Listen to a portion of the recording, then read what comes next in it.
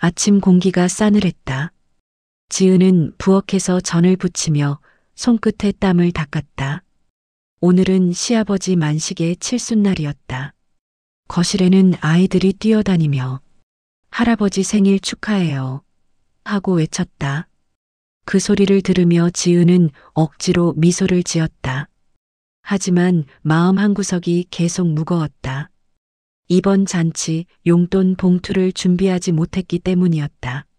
남편 현수의 회사가 몇 달째 어려워 월급이 줄었고 아이 학원비와 생활비에 쫓겨 남는 돈이 없었다. 형님 부부가 비싼 와인 세트 준비했대라는 말을 들었을 때 지은의 가슴이 콕 찔렸다. 그녀는 대신 정성껏 가족 영상 편지를 만들기로 했다. 가족 사진, 손자들의 축하 인사, 그리고 음악까지 직접 편집했다. 아버님은 이런 거 더 좋아하실 거야. 스스로를 다독였지만 USB를 손에 쥔 순간에도 마음은 편치 않았다. 그 작은 메모리 속에 그녀의 모든 진심이 들어 있었다. 호텔 연회장은 환했다. 샹들리에 불빛이 반짝이고 테이블마다 화려한 꽃장식이 놓여 있었다. 하객들의 웃음소리가 끊이지 않았지만 지은은 구석 자리에서 손에 든 USB를 꼭 쥔 채 고개를 숙였다.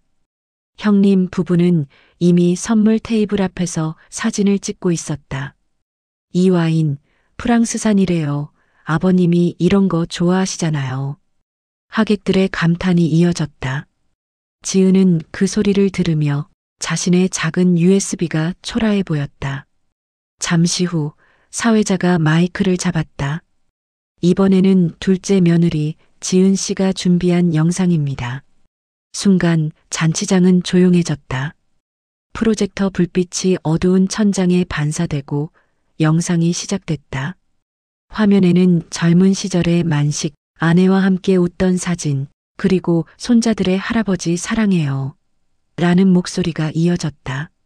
지은은 조용히 두 손을 모았다. 제발 아버님이 좋아하셨으면. 하지만 영상이 끝나자 잔치장은 이상하게 고요했다. 어색한 박수 몇 번, 그리고 형님의 웃음. 정성은 좋네. 요즘엔 이런 게 더 감동이지. 그 말 속엔 묘한 뉘앙스가 섞여 있었다. 만식의 얼굴은 무표정했다. 그는 아무 말도 하지 않은 채 물잔을 들어 한 모금 마셨다. 지은은 억지로 웃었다. 하지만 그 순간 가슴속 무언가가 툭 하고 부러지는 듯했다. 잔치가 끝날 무렵 가족 사진을 찍을 때에도 그녀는 한 발 뒤로 물러섰다. 플래시가 번쩍이는 그 순간 지은의 자리 옆은 텅 비어 있었다. 그날 밤 가족 단톡방에 올라온 사진엔 형님 부부의 환한 미소와 아버지의 웃는 얼굴, 그리고 그 옆에 빈자리가 선명하게 남아 있었다. 며칠 뒤 저녁 도심 한가운데 조용한 한정식집. 조명은 은은했고 테이블 위에는 각 구운 고기와 반찬들이 가지런히 놓여 있었다. 만식은 말없이 자리를 지키고 있었다. 그의 표정은 평소처럼 단단하고 눈빛은 묘하게 무거웠다. 지은과 현수는 맞은편에 앉아 조심스레 인사를 건넸다. 아버님, 식사는 입에 맞으세요? 만식은 고개를 끄덕이며 젓가락을 들었다. 한참 동안 말없이 식사가 이어졌다. 그 적막을 견디다 못한 현수가 조심스레 말을 꺼냈다. 아버지, 잔치 때 영상 사람들이 다 감동받았어요. 지은이 정말 열심히 만들었거든요. 그러자 만식이 젓가락을 내려놓았다. 짧은 금속 소리가 식탁 위에 맺혔다. 그래, 정성은 알겠더라. 그의 목소리는 낮고 담담했지만 지은의 심장은 쿵 하고 내려앉았다. 근데 말이다. 만식은 물잔을 들며 천천히 말을 이었다. 요즘 세상엔 마음만으론 안 되지 않나? 형편이 어려워도 예의라는 게 있잖아. 그게 돈이든 인사든 표현이 있어야 마음이 전해지는 거지. 그 말은 마치 천천히 내려앉는 비수 같았다. 지은은 입술을 깨물며 고개를 숙였다. 죄송합니다, 아버님. 형편이 좀 어려워서 이번엔 정성으로 대신하려 했어요. 만식은 대답하지 않았다. 대신 숯불 위에 고기를 뒤집으며 중얼거렸다. 그래. 나도 늙어서 고집이 생겼나 봐. 그냥 속상했어.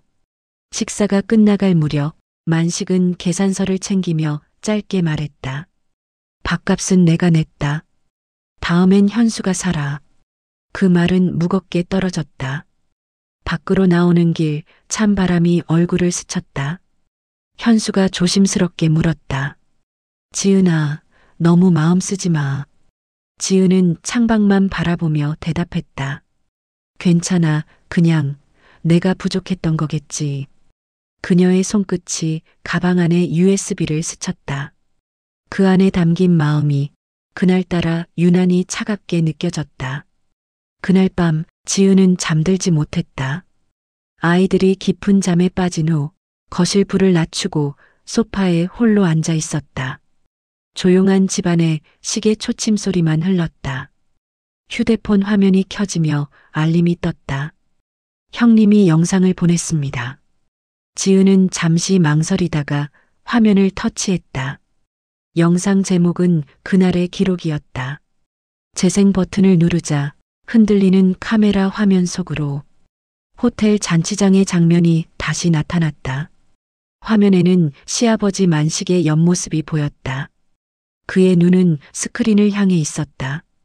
그리고 그 순간 영상 속에서 아버님 사랑합니다. 오래 건강하세요. 지은의 목소리가 흘러나오자 만식은 조용히 손수건을 꺼냈다. 눈가를 닦으며 고개를 숙인 채 어깨가 미세하게 떨리고 있었다. 지은은 화면을 보며 손으로 입을 가렸다. 아버님이 울고 계셨어. 그녀의 목소리가 떨렸다. 그때 현수가 방에서 나와 물었다. 무슨 일이야? 지은은 휴대폰을 내밀었다. 이거 봐요, 아버님이 영상 보면서. 현수는 휴대폰을 받아들고 천천히 영상을 보았다. 화면 끝에는 형님의 메시지가 있었다. 아버지가 감동받으셔서 꼭 공유해달라 하셨어요. 지은은 눈가를 훔쳤다. 그동안의 오해와 상처가 한순간에 무너져 내렸다. 아버님이 그때 아무 말씀 안 하신 이유가 있었네요. 현수가 부드럽게 그녀의 어깨를 감싸며 말했다. 그 사람 표현은 서툴지만 마음은 깊잖아. 지은아, 이제 그만 미안해하지 마. 지은은 고개를 끄덕이며 휴대폰을 가슴에 꼭 안았다. 그래요, 이제야 진짜 아버님 마음이 보이네요. 창밖엔 봄비가 조용히 내리고 있었다. 창문 유리에 떨어진 빗방울이 흘러내리며 영상 속 빛과 겹쳐졌다. 그녀는 마지막으로 화면을 한 번 더 보았다. 눈물을 닦는 시아버지의 모습이 정지된 채 멈춰 있었다. 그 순간 지은의 눈에도 조용한 미소가 번졌다. 아버님, 저도 감사합니다. 다음 날 아침, 하늘은 유난히 맑았다. 공원 벤치에 앉은 만식은 두 손을 무릎 위에 올리고 있었다. 그의 옆에는 낡은 휴대폰이 놓여 있었다. 전날 가족 단톡방에 올라온 그 영상, 그는 이미 여러 번 되감기를 눌러가며 보았다. 영상 속에서 손자 민수가 웃고 지은의 목소리가 잔잔히 흐를 때마다 만식의 눈가에는 알 수 없는 미소가 번졌다. 이제야 알겠다, 마음이란 게 이런 거였지. 혼잣말처럼 내뱉은 그의 목소리는 부드러웠다. 잠시 후 현수가 공원으로 들어왔다. 아버지, 여기 계셨네요. 만식은 고개를 들며 자리를 손바닥으로 두드렸다. 앉아라. 봄바람이 벚나무 가지 사이를 스쳤고 꽃잎이 흩날렸다. 한동안 두 사람은 아무 말 없이 앉아 있었다. 새소리만 멀리서 들려왔다. 현수가 먼저 입을 열었다. 아버지, 어제 영상 지은이 많이 울었어요. 아버지가 우신 줄은 몰랐대요.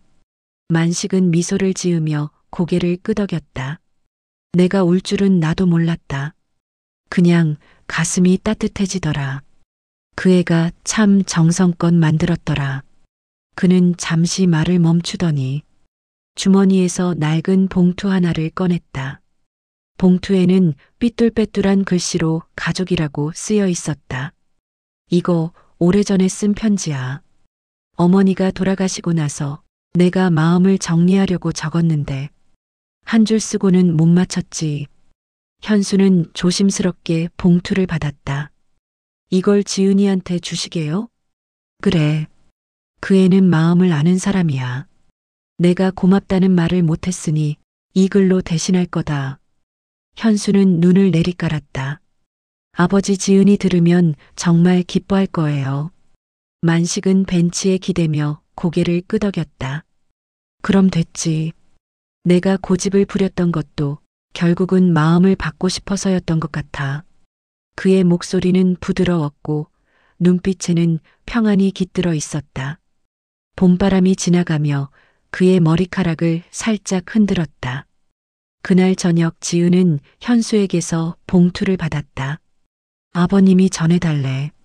지은은 조심스럽게 봉투를 열었다. 안에는 짧은 문장 한 줄이 적혀 있었다. 가족은 서로를 닮아가며 살아가는 거다. 너의 마음이 고맙다. 그 문장을 읽는 순간 지은의 눈물이 볼을 타고 흘렀다. 그녀는 편지를 가슴에 꼭 안았다. 아버님, 저도 감사합니다. 창밖엔 저녁 노을이 물들며 그녀의 얼굴을 따뜻하게 감쌌다. 일요일 저녁 만식의 집안은 오랜만에 활기가 돌았다. 부엌에서는 지글지글 기름 튀는 소리가 들리고 식탁 위에는 잡채, 갈비찜, 전, 그리고 국 한 냄비가 놓여 있었다. 지은은 문을 열자마자 놀란 얼굴로 말했다. 아버님, 이거 다 직접 하신 거예요? 만식은 수줍은 미소를 지으며 손을 털었다. 그래. 우리 지은이 갈비찜 좋아한다며. 한번 해봤다. 현수가 웃으며 거들었다. 아버지, 요리 프로그램 나가셔도 되겠어요. 만식은 헛기침을 하며 손을 내저었다. 그냥 따라한 거다. 맛은 보장 못해. 손자 민수가 젓가락으로 고기를 집어먹더니 환하게 웃었다. 할아버지, 진짜 맛있어요. 그 말에 모두 웃음이 터졌다. 만식은 아이 머리를 쓰다듬으며 말했다. 그래, 우리 민수가 맛있다면 됐지. 지은은 그 모습을 바라보며 문득 생각했다. 며칠 전 편지 속 문장. 가족은 서로를 닮아가며 살아가는 거다. 그 한 줄이 지금의 이 풍경을 설명해 주는 듯했다. 식사가 무르익을 때쯤 만식이 조용히 자리에서 일어나 작은 상자를 들고 왔다. 지은아, 이거 내가 준 USB 말이다. 지은이 놀란 눈으로 바라봤다. 네, 아버님. 그거 다시 봤다. 이번엔 끝까지. 그는 잠시 말을 멈추었다가 부드러운 미소를 지었다. 그 영상 볼 때마다 마음이 따뜻해진다. 그날은 괜히 자존심 세워서 말 한마디 못했는데 사실은 고맙더라. 지은의 눈에 눈물이 고였다. 아버님, 만식은 손을 내저으며 말했다. 이제 그런 거 말고 자주 보자. 선물이고 뭐고 필요 없다. 그냥 이렇게 웃으면서 밥 먹는 게 최고야. 식탁 위의 분위기는 점점 밝아졌다. 민수가 갑자기 말했다. 할아버지, 저 다음엔 영상 만들어 드릴래요. 순간 모두가 폭소를 터뜨렸다. 만식은 배를 잡으며 웃었다. 그래, 그럼 할아버지도 출연해야겠네. 웃음소리가 퍼지는 동안 식탁 위 음식은 거의 사라졌지만 대화는 끊이지 않았다. 오랜 오해가 풀리고 대신 따뜻한 웃음과 온기가 자리를 채웠다. 창밖에는 노을이 내려앉아 거실 벽을 주황빛으로 물들이고 있었다. 지은은 그 빛 속에서 생각했다. 이게 진짜 선물이구나. 돈보다 마음, 말보다 시간. 그녀의 눈가에는 눈물이 맺혔지만 그 미소는 오랜만에 진심이었다. 며칠 후 아침 햇살이 부드럽게 커튼 사이로 스며들었다. 지은은 아이들을 등교시키고 돌아와 식탁에 앉았다. 따뜻한 커피 한 잔과 며칠 전 만식이 선물해준 분홍 카네이션이 식탁 위에 놓여 있었다. 그 꽃은 아직도 시들지 않고 생기 있었다. 그때 휴대폰이 진동했다. 아버지께서 사진을 보냈습니다. 지은은 화면을 터치했다. 가족 단톡방에는 한 장의 사진이 올라와 있었다. 흰 바탕 위에 삐뚤빼뚤한 글씨 한 줄. 돈은 잊히지만 마음은 남는다. 고맙다, 내 가족들. 지은은 손으로 입을 가리며 웃었다. 눈가가 촉촉하게 번졌다.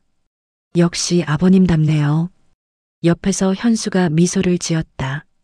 이제 진짜 화해네. 그날 오후 가족은 다시 만식의 집에 모였다. 이번엔 잔치도 선물도 없었다.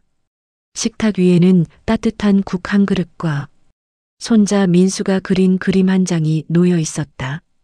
할아버지 오래오래 건강하세요. 만식은 그림을 들고 웃었다. 그래, 오래 살아야겠다. 이렇게 귀한 선물을 받았는데. 지은은 부엌에서 설거지를 하다 말고 그들의 웃음소리를 멀리서 바라봤다. 이젠 어색하지 않았다. 그녀는 조용히 미소 지었다. 노을이 창밖을 붉게 물들릴 무렵 만식은 벽에 걸린 가족 사진을 바라보았다. 젊은 시절의 자신과 아내, 그리고 지금의 가족들. 그는 천천히 중얼거렸다. 가족이란 게 참 그렇지. 서로 마음을 주고받는 게 전부야. 지은은 그 말에 조용히 고개를 끄덕였다. 아버님, 이제 제 선물은 마음이에요. 만식은 따뜻하게 웃었다. 그게 제일 값진 선물이야. 그날 저녁 집안에는 고요한 웃음이 퍼졌고 창문 밖 노을빛이 가족의 얼굴을 비췄다. 그때 TV 옆에 꽂혀 있던 USB가 반짝였다. 자동으로 재생된 영상 속 가족의 웃음소리와 포옹, 그리고 마지막 문장.